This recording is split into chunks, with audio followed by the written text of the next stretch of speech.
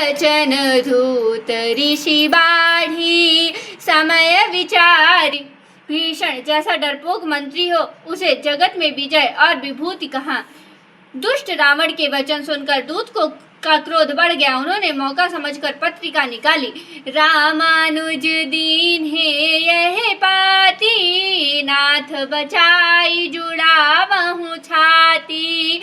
बिहस balm कर लीन्ही रावण, सचिव बोली सठ लाग बचावन। श्री राम जी के छोटे भाई लक्ष्मण ने ये पत्रिका दी है। हे नाथ, उसे बचवाकर छाती ठंडी कीजिए। रावण ने हंसकर उसे बाएं हाथ से लिया और मंत्री को बुलाकर वह मूर्ख उसे बचाने लगा।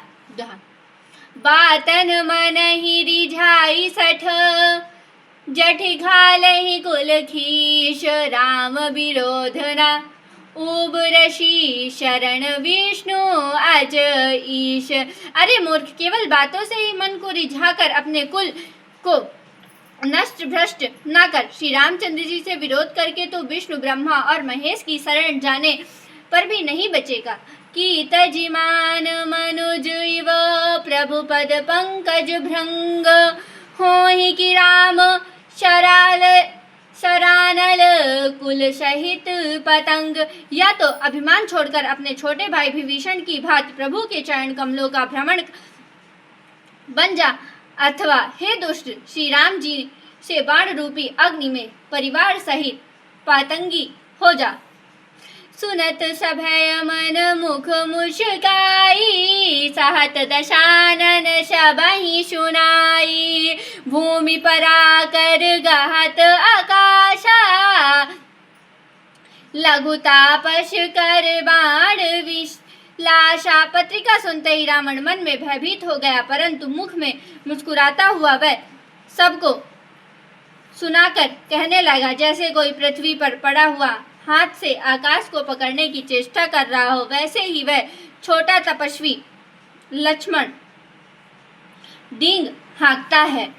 कह शुक नाम नाथ सत्य सब बानी, समुझाया हूँ छाड़ी प्रकृति अभिमानी। सुनहु वचन मम परिहरि क्रोधा, नाथ राम शन तजहु विरोधा। शुक ने कहा, हे नाथ, अभिमान स्वभाव को छोड़कर सब बातों को सत्य समझिए। क्रोध छोड़कर मेरे वचन सुनिए। हे नाथ, श्री रामचंद्र जी वैर त्याग दीजिए।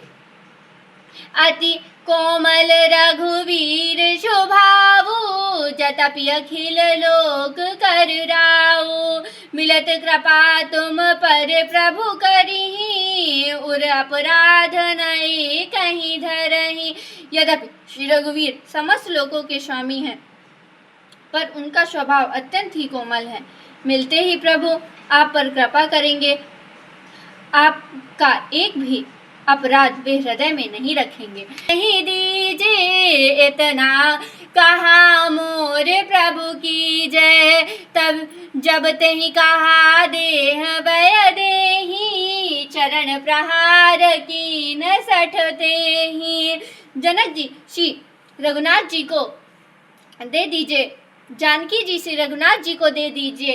हे प्रभु, इतना कहना मेरा कीजिए। अब उसने जानकी जी को देने के लिए कहा, तब दुष्ट रावण ने उसको लात मारी।